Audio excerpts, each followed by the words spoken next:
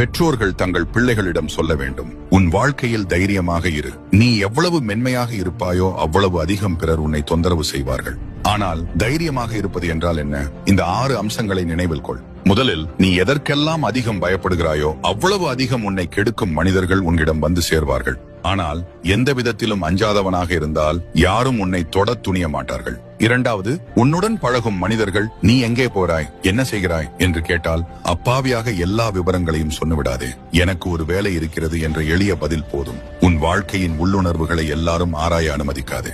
மூன்றாவது, பிறரை பாதிக்க கூடும் என்ற பயத்தில் தளர்ந்து விடாதே. தேவையான தருணத்தில் உறுதியுடன் பேசவும் நடக்கவும் வேண்டும். இல்லையெனில் நீ பிறர் கையில் எளிதில் ஒடுக்கப்படுகிறவனாக மாறிவிடுவாய். நான்காவது, உனக்கு ஏதாவது பிடிக்கவில்லை என்றால் திடமாக வேண்டாம் என்று சொல். நீ விளக்கமோ பிறரை மகிழ்விப்பதற்கான காரணமோ சொல்ல வேண்டியதில்லை. வேண்டாம் என்று சொல்வது ஒரு திறமை, அது பாவம் அல்ல.